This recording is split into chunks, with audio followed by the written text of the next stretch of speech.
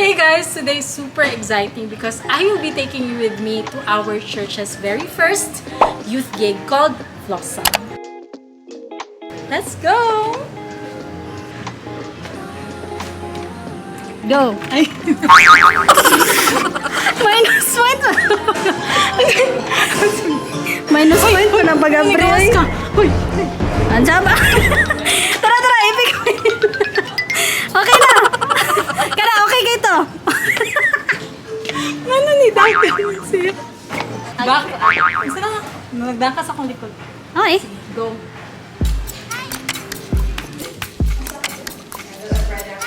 You can pre-order until Friday. Every Monday to Friday, we will deliver. Friday. And deliver.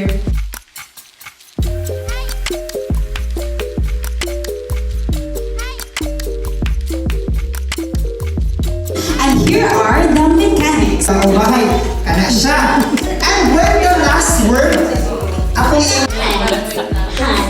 Sa katong game sa bahay bagyo. So katong yun mo, wala na siya. Wait, what happened? What's wrong with child?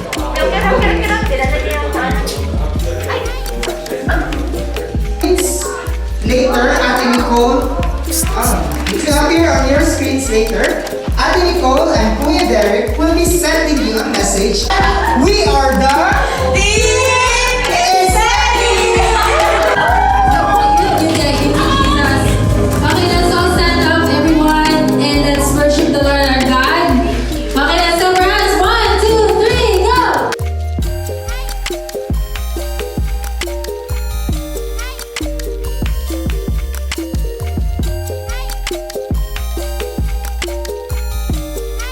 Mo or tell the person, kamusta na ka? Okay?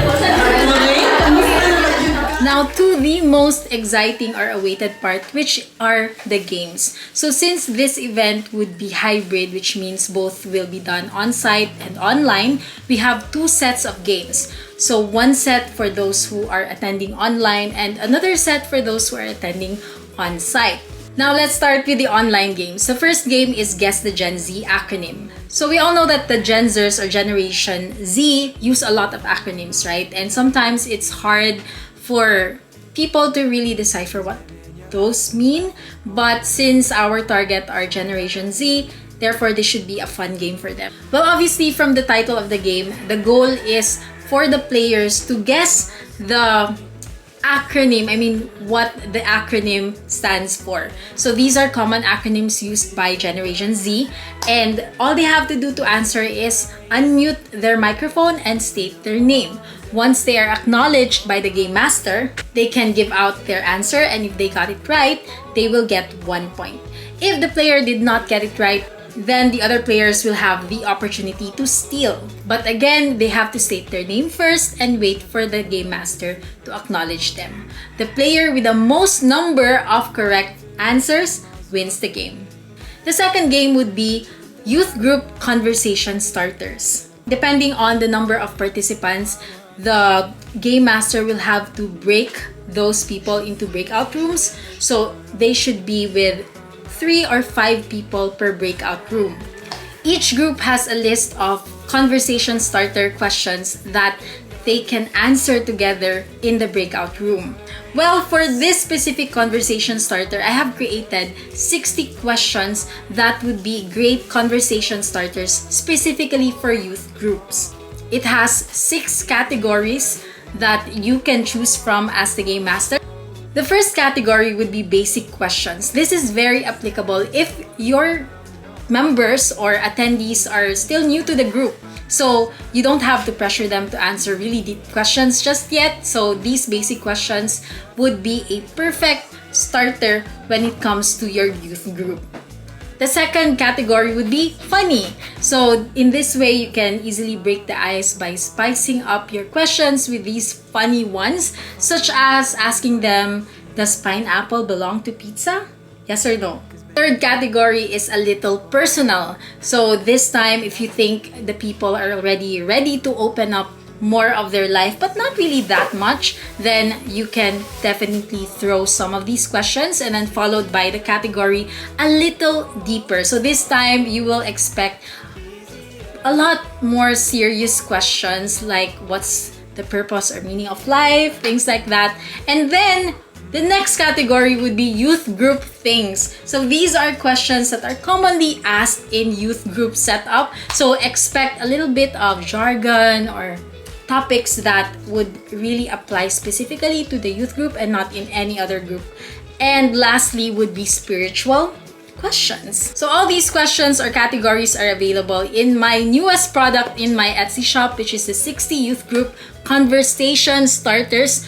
And these are printable also. So this is specifically made again for youth Bible study or youth groups or life groups or group ministry or ministry icebreakers. So if you want to check that out, just check the link in the description box down below. So we're done with the online icebreakers. Let's move on to the on-site icebreakers. Okay, the first one is human bingo. So here are the mechanics. Number one, everyone gets a bingo card. Second, each player will go around in the group and interview the other players. And if another player matched a box in the bingo card, then ask that player to write his or her name on it.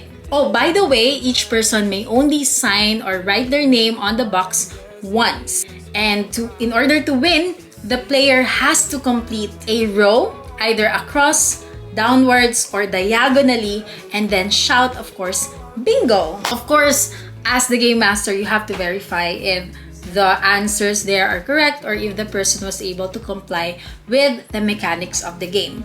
By the way, since this is for youth groups specifically, I have created another set of human bingo cards that you can use in your youth groups. What is different with this one from the other human bingo cards that you can see there is, again, it's specifically designed for youth group setup. So the first, it has different categories. The first category is again for basic. So this is for set of people who are just new. If your youth group ministry is new, just like ours, since we just started and the youth that we have invited, they don't really know each other that much yet. So the basic human bingo category is a great fit for them. And then we, of course, want to progress, right? The second category that I have for the human bingo consists of course, youth group jargon. So these are youth group things that, of course, everyone who are already involved in the ministry would easily relate to. So just check the categories right here, and if you are interested in getting all those human bingo cards in just one purchase, just check out the Etsy shop link in the description box down below. And the second game is Tao Bahay Bagyo. So this is a Filipino game, but in reality, it's just open the basket with a twist. So what is that? Tao means human or person, Bahay means house, and Bagyo means storm. What that means is everyone should group themselves into three. So that means that one of them is the Tao, the person, and two of them would be considered as bahay. So just remember, like the basket thing. So these two people will act as the house. This house will contain the person inside. One person initially assumes the role of the it. And here's how the game will go. Number one, the facilitator will say in random the words tao, bahay, or bagyo. When the last word he says is tao or person, all the taos in the group will have to look for a new house or bahay. And the person who will be unable to find a new house is the new it. But when the last word of the facilitator is bahay, all the bahay, those two people in a group, they will have to separate and look for another partner to form another bahay over a person. I hope you get the idea, but I'll show you that one. Again, those who fail to find a partner and a tao will be the it. And lastly, when the facilitator's last word is bagyo, everyone is free to roam around and choose a role, and the one left without a group becomes the new it. Tao, bahay, bagyo, tao, bahay, bagyo, tao, bahay, bagyo, bagyo, bagyo, bagyo, bagyo, bagyo, bagyo, bagyo, tao!